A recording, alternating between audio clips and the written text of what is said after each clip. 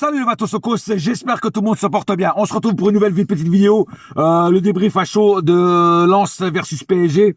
Alors je vous dis franchement, je suis pas du tout, mais du tout content de ce que j'ai vu. Mais ça, je pense que vous le saviez, parce que vu le match qu'on a vu ce soir, c'est impossible que je sois content. Alors oui, on perd pas le match, grâce à Wijnaldum, mais franchement, tout le match était dégueulasse. Tout le match était dégueulasse, mon frère. Et on s'est fait balader. Ils nous ont fait l'amour. Ils nous ont violés, les Lensois.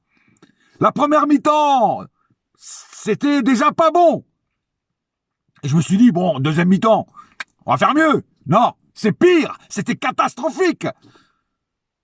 Lens, c'était un volcan en éruption, frère. Un seul joueur nous a mis dans l'amende. Un seul joueur, Fofana. Fofana, à lui tout seul, il baladait tout le monde. La défense, tout. C'est incroyable, c'est incroyable. Alors moi, je l'avais dit dans mon avant-match, que ce match allait être encore un match galère. Eh ben, je me suis pas trompé, parce que je sais que ça joue au football à Lens. Et vous, les joueurs parisiens, vous devriez regarder comment on joue au football. Prenez exemple sur Lens. Ils ont aucune star, ils ont aucun mec de renommée mondiale. Et les mecs, ils sortent les doigts du cul et ils vous bourrent le mou. Et ils vous enculent. Parce qu'on s'est fait enculer. À sec. Désolé d'être vulgaire, mais c'est la vérité. C'est la vérité, mon frère. On était des marionnettes dans leurs mains. On s'est fait bouger, on s'est fait bousculer par une équipe de Lens. Quand nous, normalement, avec le genre de renommée, de talent qu'on a, c'est à nous de faire ce qu'ils nous ont fait à nous. On aurait dû les crucifier, et c'est eux qui nous crucifient, putain. C'est pas possible de voir des matchs comme ça.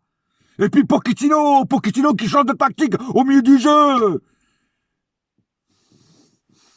C'est pas possible, c'est incroyable. Et comment tu peux laisser Pochettino, comment tu peux laisser Mbappé sur le banc, qui est quand même un de tes meilleurs joueurs? Et pourquoi faire jouer Paredes? Pourquoi tu fais pas jouer Wijnaldum? La preuve, c'est qu'il nous sauve. C'est incroyable. Les erreurs de casting que tu nous fais, Pochettino, mais sans déconner, il faut que tu partes vraiment, frère. Faut que tu partes vraiment. Tu es le pire entraîneur sous l'ère QSI, frère. T'es pire que Tuchel, frère. T'as même réussi à me faire oublier Emery et sa remontada de merde. C'est incroyable. Incroyable, mec. J'ai jamais vu un coach comme toi. C'est incroyable. Enfin bref. En tout cas, match franchement dégueulasse. Quand tu vois les mecs en face, qui ont aucune star, qui ont des joueurs normaux, qui gagnent le SMIC de football. C'est-à-dire pas des grosses payes. Je suis certain que les Lensois sont pas payés des fortunes. Et nous, on les paye, on les surpaye, on les surpaye. Et t'oses faire des matchs comme ça. Mais c'est pas honnête, frère. C'est pas honnête pour nous, les supporters. C'est pas honnête. Quel match dégueulasse. Mais quel match dégueulasse. Mais vivement la trêve hivernale. Parce que pour voir des matchs dégueulasses comme ça, c'est incroyable. Mais si on joue comme ça, en janvier, et surtout en février, mais les mecs, en 8e, on dégage. Et vous voulez que je vous dise, il vaut mieux qu'on dégage. Parce qu'en jouant comme ça me donne même plus envie de regarder les matchs.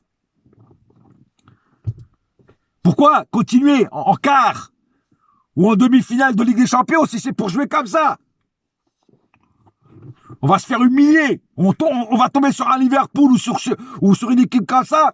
On va se faire défoncer, frère. On va se faire défoncer la rondelle. Et tu me diras, pas besoin de jouer contre Liverpool pour se faire défoncer la rondelle. Ce soir, on s'est fait défoncer la rondelle. Et c'était Lens.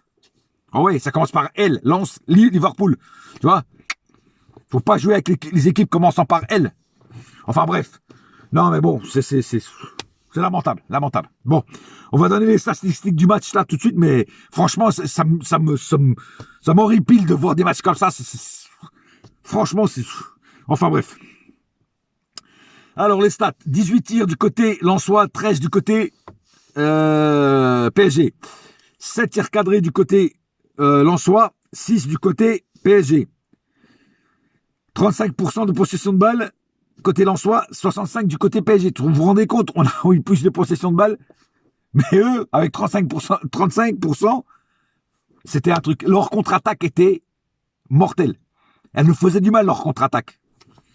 Ils étaient rapides, tu vois ce que je veux dire?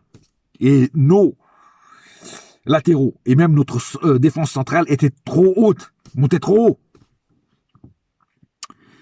Passe 377 du côté Lensois, 708 du côté PSG, vous vous rendez compte? Ah, en parlant de passes aussi. Mais qu'est-ce que c'est que ces passes de merde? Mais énormément de déchets techniques, mais des passes données merdiquement, et combien de fois les joueurs du Paris Saint-Germain ont donné le ballon, mais directement à un joueur lensois? Combien de fois? Je ne les ai même pas comptés tellement il y en avait. C'est pas normal, ça. En fait, tu as du mal à récupérer le ballon, mais en plus, quand tu as le ballon, tu leur donnes le ballon.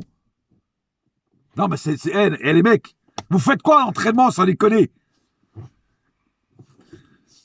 12 fautes du côté lensois, 9 du côté PSG.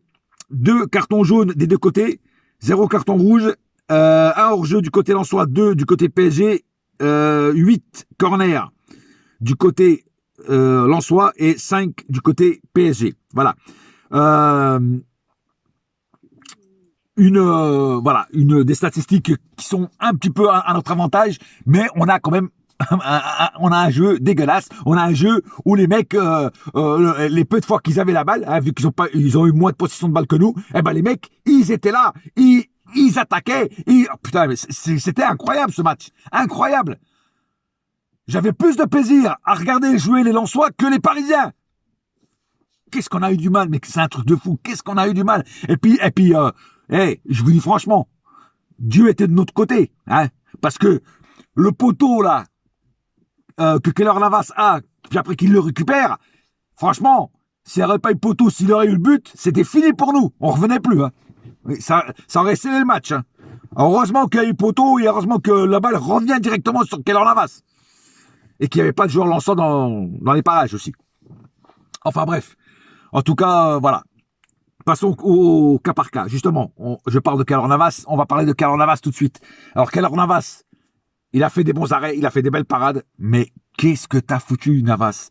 C'est quoi cette prise de balle merdique? Tu nous as fait une putain de boulette, frère. C'est pas dans tes habitudes de faire des boulettes comme ça.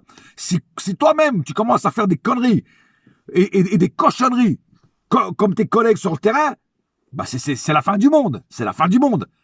Alors ça peut arriver. C'est vrai, t'en fais pas beaucoup. Mais tu fais pas ça. Tu essaies de pas faire ça, frère. Essaie de faire des prises de balle un peu plus... tu vois ce que je veux dire? Un peu plus sérieuse, un peu plus rassurante, on va dire ça comme ça. Tu vois? Mais là, tu nous as fait une putain de boulette, mais un truc de fou, frère.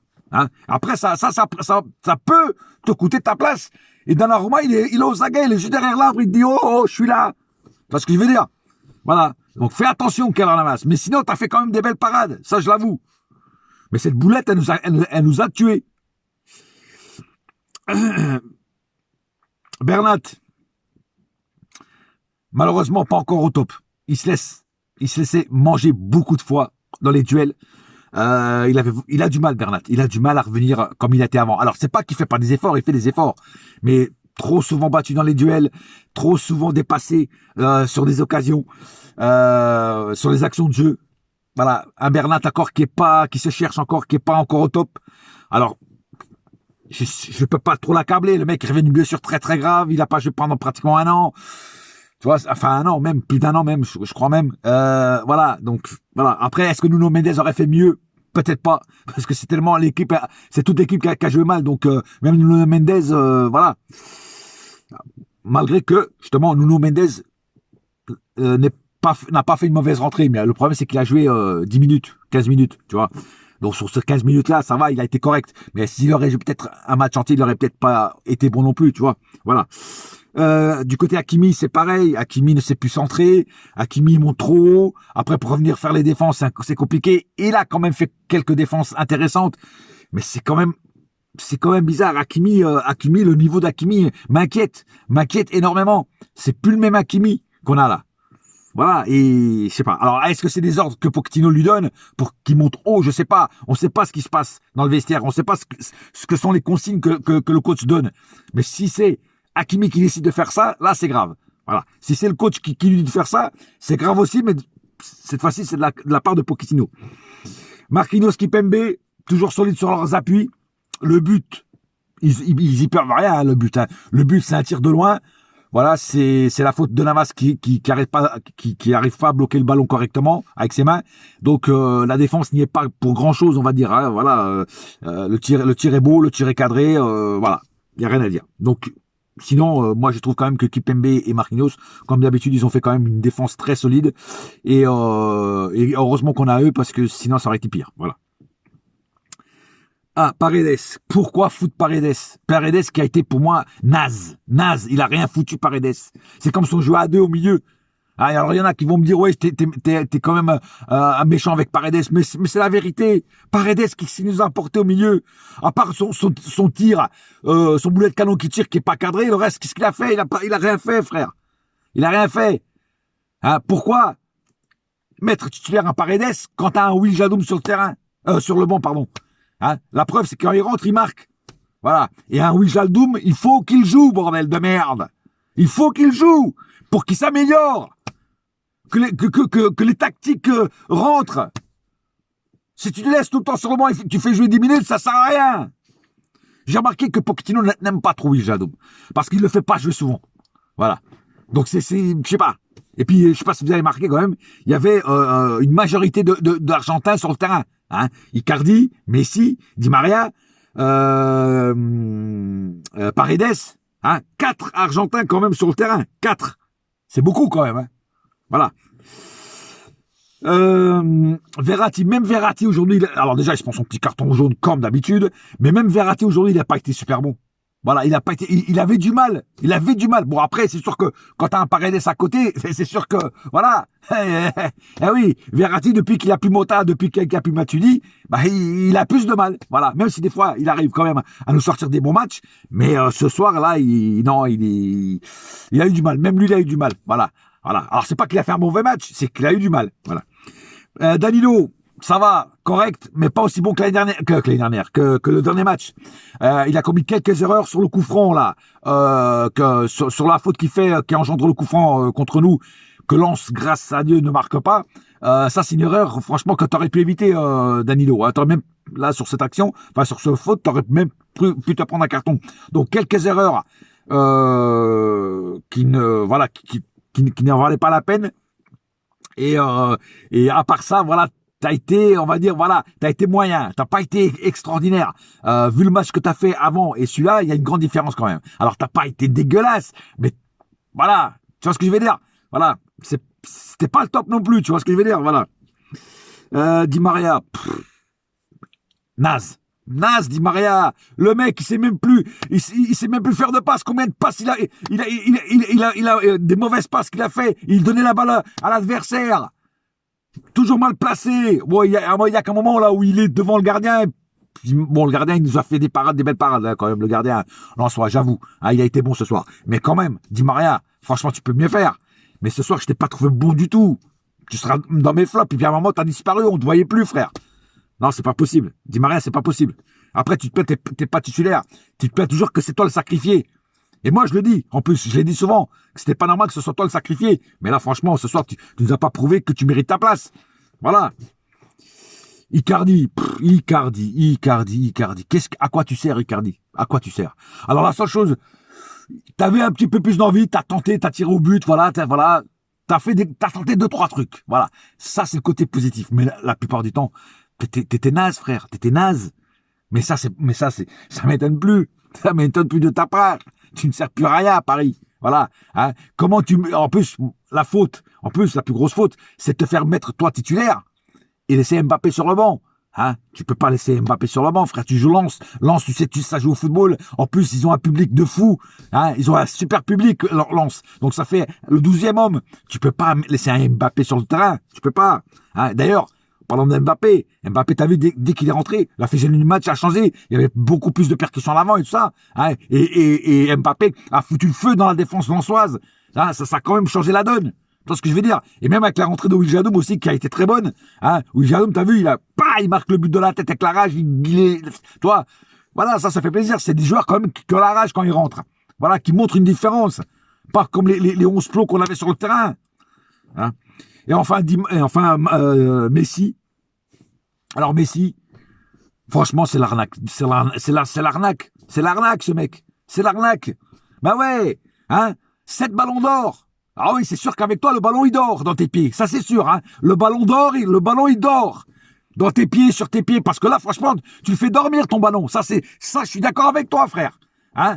Comment tu fais un match dégueulasse que comme ça? On te voit plus pendant je sais pas combien de temps. Après, tu tires un coup franc, tu l'envoies dans les choux. Putain, mais c'est pas possible. Messi, c'est pas possible. Comment on a pu donner un 7e ballon d'or à ce mec qui est même pas capable de renverser, de porter son équipe? C'est un joueur comme toi qui doit porter dans les moments difficiles, dans les moments où ton équipe souffre. C'est à toi de faire une différence. C'est à toi de percuter, de créer des actions dangereuses. Elles étaient où les actions dangereuses? Elles étaient où ta percussion? On te voyait on te voyait en coup de vent, puis hop, tu disparaissais. Non, c'est pas possible. C'est pas possible. Comment on a pu donner un 7e ballon d'or à ce mec-là? C'est pas possible. Alors, il y a des supporters qui m'ont dit, ouais, de toute façon, Messi, il a tout gagné, il voulait gagner un truc avec l'Argentine, il l'a fait, maintenant, plus rien n'intéresse. Et je commence à le croire. Je commence à croire que t'es venu juste te mettre à l'abri au PSG, te faire des couilles en or, et puis voilà. Recevoir ton petit chèque à la fin du mois. Non, mais c'est pas possible. C'est pas possible que, on dirait que t'as perdu je sais pas, ta science du football, frère. Quand tu vois, par exemple, un CR7 à Liverpool, encore là, qui a marqué 2 buts, là, hein, qui se bat comme un lion, hein. Et en plus, il est plus âgé que toi, CR7, hein, Messi. Et le mec, il se bat tout le temps, il marque tout le temps. Et il joue en première ligue, qui est un championnat quand même beaucoup plus élevé, hein. Et toi, t'es en Ligue 1. Alors oui, la Ligue 1, c'est physique. Beaucoup de joueurs le disent. Mais putain, mais t'es Messi, frère. Hein? T'es Messi, frère. T'es pas le professeur Tournesol, mec. T'es Messi. Tu devrais te balader en Ligue 1. Enfin bref, match à oublier, vite fait. On s'en sort bien. Je vous dis franchement, on s'en sort très très bien avec un match nul. Parce que vu le match dégueulasse qu'on a fait, on méritait de perdre. Moi, je vous le dis franchement, on méritait de perdre. Parce que ce match, il est honteux. Il n'est pas digne du Paris Saint-Germain. Il n'est pas digne des joueurs qu'on a sur le terrain. Ça, je vous le dis. Je vous le dis. Voilà. Et le prochain match, je crois que c'est contre Bruges. Ah, mon Dieu. Qu'est-ce que ça va être dégueulasse. Encore une fois, je le sens. Enfin, j'en parlerai sur mon avant-match. Sur ce, un seul cœur, un seul club, c'est Paris ma gueule. Yes, my friend. Et la saga continue quand même. Mais je vous dis franchement, on s'en sort très très bien ce soir. Voilà. Allez. Bouya!